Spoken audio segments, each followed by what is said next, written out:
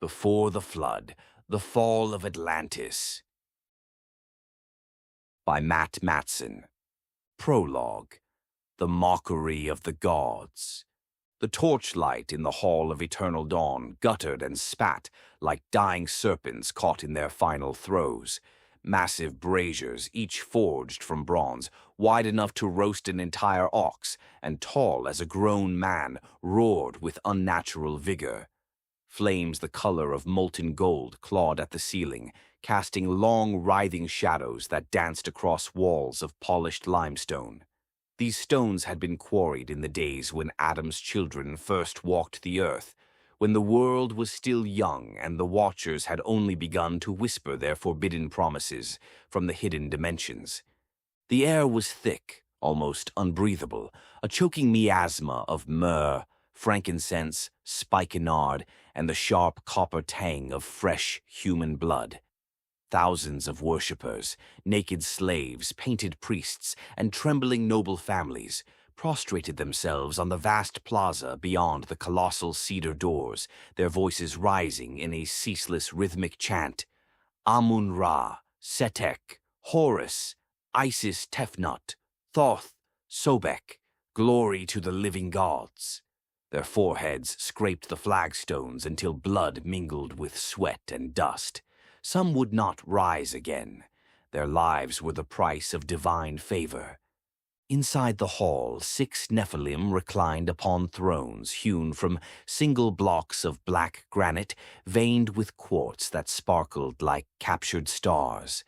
None of these colossal beings stood shorter than 12 feet, and their bodies carried the visible scars of the blood covenants their ancestors had sealed with the fallen Watchers on Mount Hermon centuries earlier. Flesh twisted by power, bone warped by insatiable hunger, spirit slowly devoured by Ra-Av's eternal famine. Each invocation of their gifts deepened the corruption, exactly as the orders of Moach, Guf, and Ruach had foretold. At the center, dominating the gathering, sat Amun-Ra, the devourer, eldest and most feared. His skin gleamed with the deep, burnished gold of desert sand at noon, yet it was marred by jagged crystal growths, remnants of forbidden gigamancy, that protruded from his shoulders and spine like living jewelry. These crystals pulsed with stolen lightning, occasionally arcing small bolts that scorched the granite beneath him. His right arm, grotesquely thickened by generations of altering invocations from the Order of Guf, ended not in a hand but in a cluster of obsidian claws that clicked rhythmically against the arm of his throne, carving shallow grooves with every idle motion. Around his neck hung a golden ankh the size of a man's torso, heavy with jewels. But those who served him knew the true power lay deeper.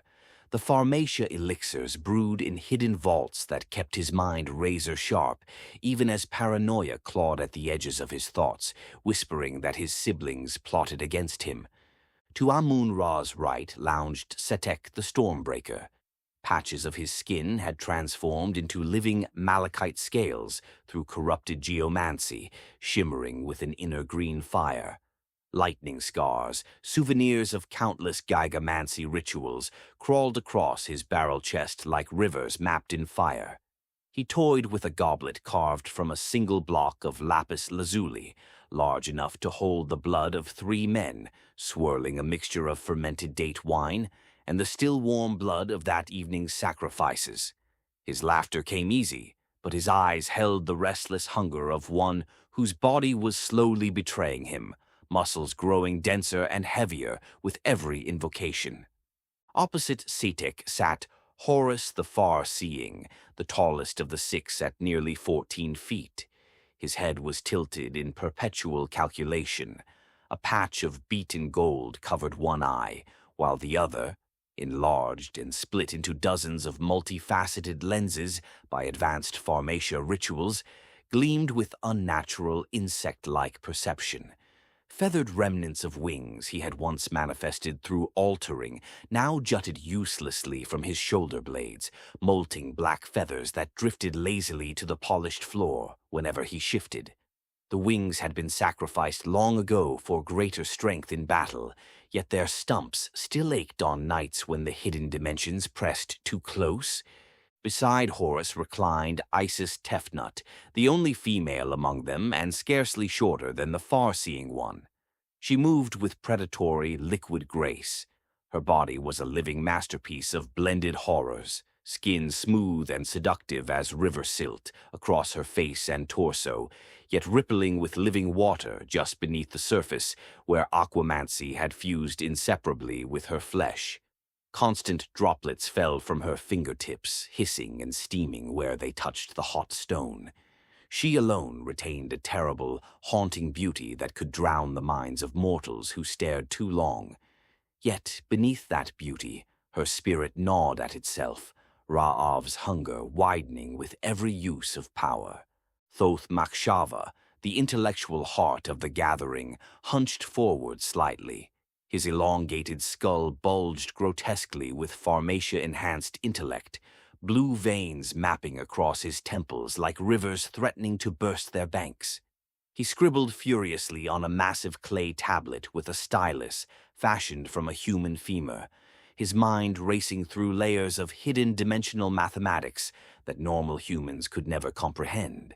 Fleeting hallucinations, whispers from the veil, flickered at the corners of his vision, eroding his sanity one invocation at a time.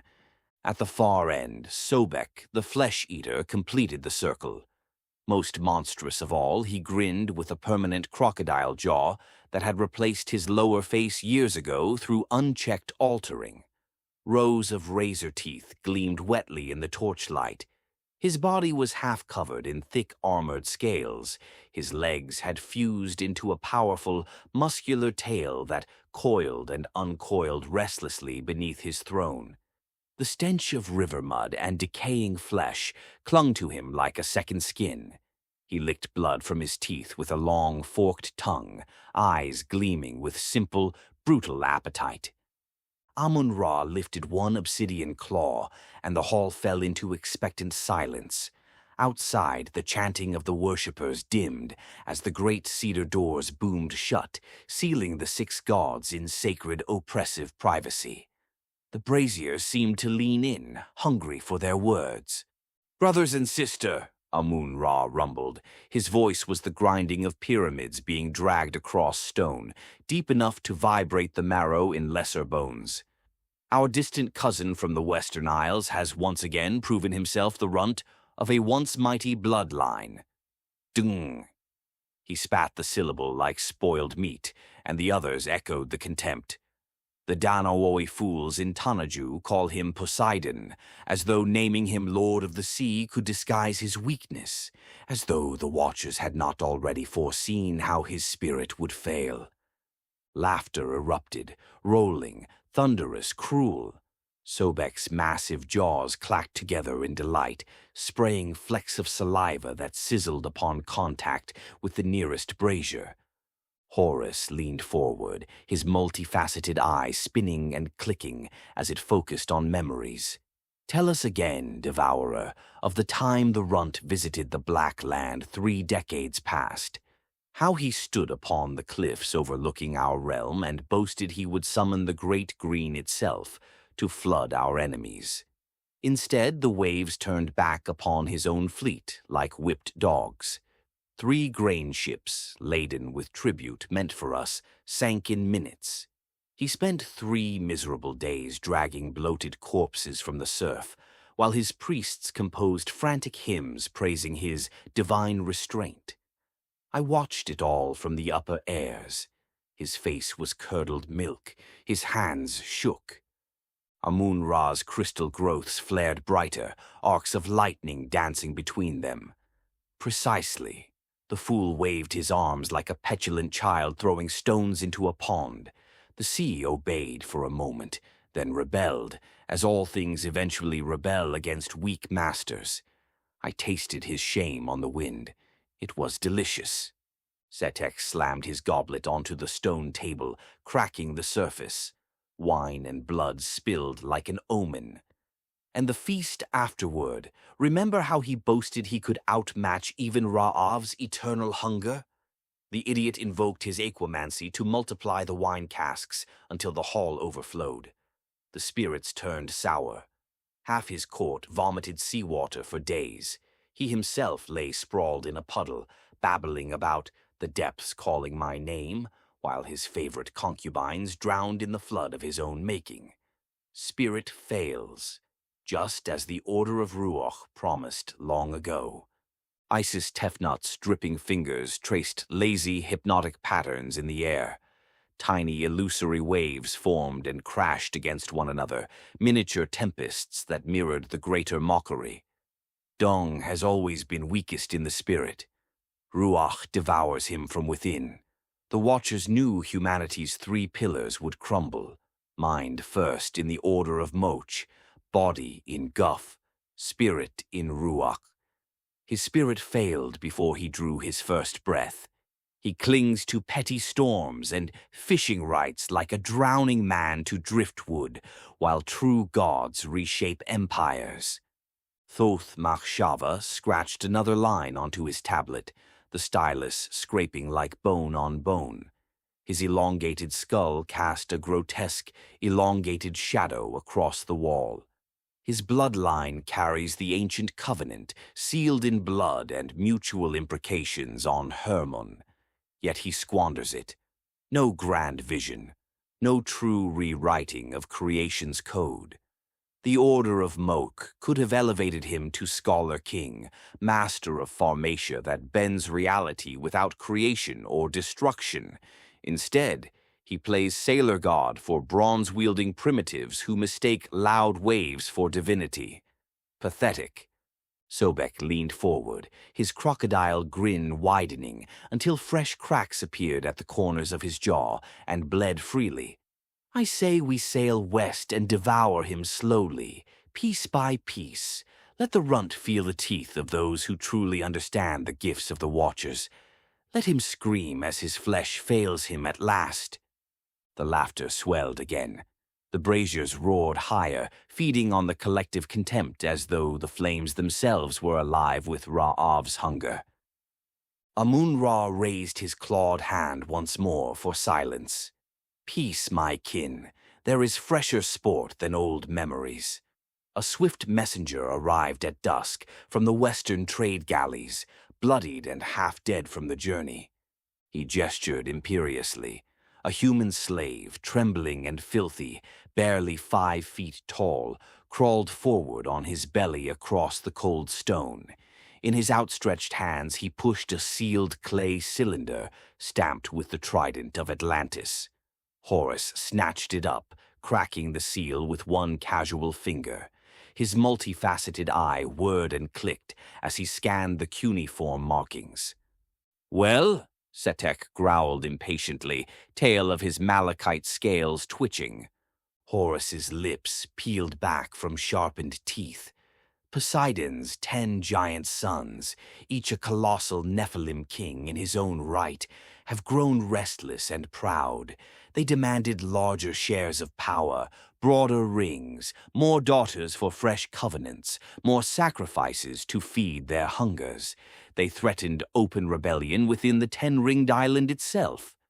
The hall grew deathly still. Even the torches seemed to hold their breath.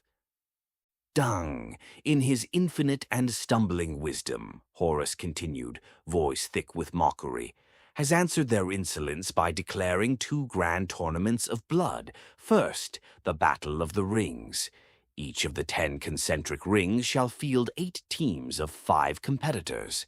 Matches to the death. The survivors of each ring's brutal bracket earn the right to challenge that ring's reigning giant king. The victor, or the defending king, claims the throne.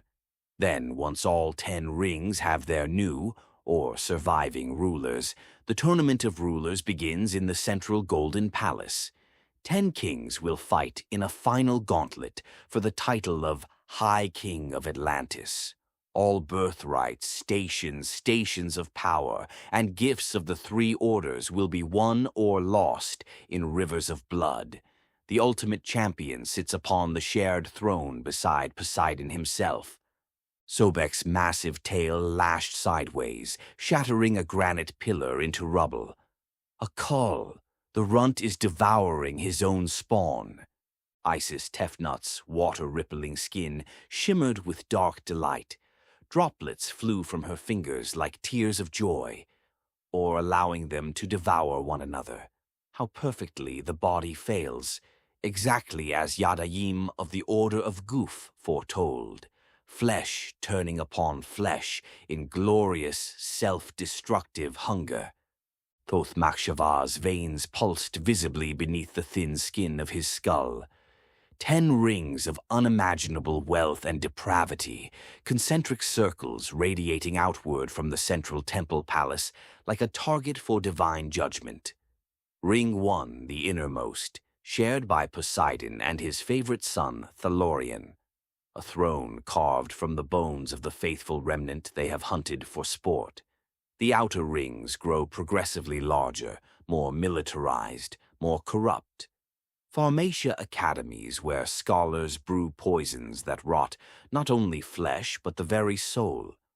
Altering war halls where warriors twist their bodies into ever greater monstrosities. Mansi temples where priests immolate their own life force to command fire, wind, earth, water, lightning, death itself. The entire island is a living blasphemy. Humans and Nephilim openly worshipping the Watchers and themselves as gods. Amun-Ra's golden skin seemed to drink in the torchlight, glowing with inner fire. And now they transform their entire corrupt paradise into one vast arena, a spectacle for the ages. The Watchers themselves must be laughing from their hidden dimensions, watching their predictions unfold in perfect, bloody detail. Setek cracked his scaled knuckles, the sound like breaking bones. We must go, not to aid the runt, but to witness his empire tearing itself apart from within. We will claim choice bloodlines, fresh daughters for new covenants, and perhaps a few choice artifacts while chaos reigns. The mutual imprecations of the 200 allow such opportunism among kin. Horus's golden eye spun faster, capturing visions only he could see. I have already glimpsed fragments, blue flames burning bright in the western arenas. A warrior from Tanaju who calls upon his watcher but receives no true name, only power. He dubs the being Kion, dog, wings of flame.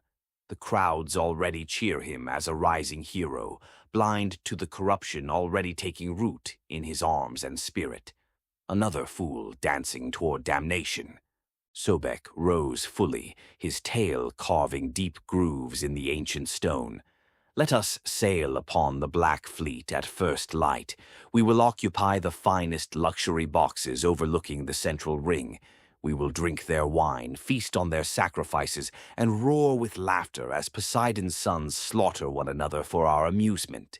When the last blood pools on the marble, we will remind whoever survives that true gods require no tournaments to prove their might. Isis Tefnut uncoiled from her throne like a serpent, silver water streaming from her body in glistening sheets that hissed across the floor. And should the runt Poseidon himself fall in the final contest, Atlantis without its false king, how ripe for new masters, how sweet the conquest. Thoth Makshava smiled thinly, though his eyes darted at unseen shadows, whispering lies only he could hear. The Watchers predicted every step. The mind fails, the body fails, the spirit fails. Humanity's grand experiment collapses exactly as sworn on Hermon. The cries of the innocent already ascend like sweet incense to the heavens above. Yet the Creator remains silent. Perhaps even he has wearied of this rebellious creation. Amun-Ra rose last. At his full height he towered over the others, crystal growths blazing with inner lightning. The 6 Nephilim stood together, their combined presence pressing against the walls like an oncoming cataclysm. The very air grew heavy, charged with power and impending violence. "We depart at first light," Amun-Ra declared, voice echoing like judgment. "Prepare the Black Fleet. Command the priests to offer double the usual sacrifices. Let the rivers run red with blood.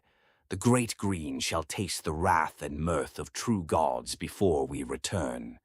Sobek clacked his crocodile jaws, spraying blood-flecked saliva. "And if we encounter this Kion dog of Tanaju in the arenas?" Horus's ruined wings rustled dryly. "We watch, we laugh, and when his borrowed power consumes him, as all covenant gifts inevitably must, we will savor the exquisite moment when flesh finally fails its would-be master." The 6 colossal figures strode toward the great doors. Their footsteps shook dust from the ancient ceiling beams and sent tremors through the limestone. Outside, the human worshippers screamed in a frenzy of ecstasy and terror as their living gods emerged into the night. Torches flared wildly in the desert wind. Long shadows stretched across the sands like the reaching fingers of inevitable judgment. Yet in the deepest silence, far beneath the pyramids, in a hidden chamber known only to the faithful, a small circle of white-robed figures knelt upon the cold stone. They numbered barely 24, old men, women, and a few wide-eyed children of the line of Seth. Their leader, an elder with eyes like deep, still waters reflecting heaven, lifted his voice in quiet, defiant prayer. "O Creator of all things visible and invisible," he whispered, voice steady despite the distant thunder of the giant's passage, "the darkness grows ever thicker. The Watchers pervert your hidden dimensions. The Nephilim devour your children. Yet we remember your promises. The faithful remnant endures. Judgment comes like the flood of old, but mercy remains for those who walk humbly with you. Strengthen us. Guide the one you have chosen in the West. Let not the mockery of false gods prevail." A single tear traced down the elder's weathered cheek and fell upon the sand. Above them, the giant's booming laughter rolled across the desert night like profane thunder. Far to the west, across the wine-dark expanse of the Great Green, the island of Atlantis glittered like a crown forged from corruption itself. 10 concentric rings of gleaming marble and gold, arenas soaked in blood, temples echoing with screams, pleasure gardens watered by tears, a monument to rebellion, a target for divine wrath. The false gods were coming to watch the spectacle, and somewhere in the rocky hills and olive groves of Tanaju, a young warrior named Leon stirred uneasily in his sleep. He knew nothing yet of the mocking eyes turning westward, nor of the true divine vision soon to be granted him. The Hall of Eternal Dawn stood empty once more. Torches burned low.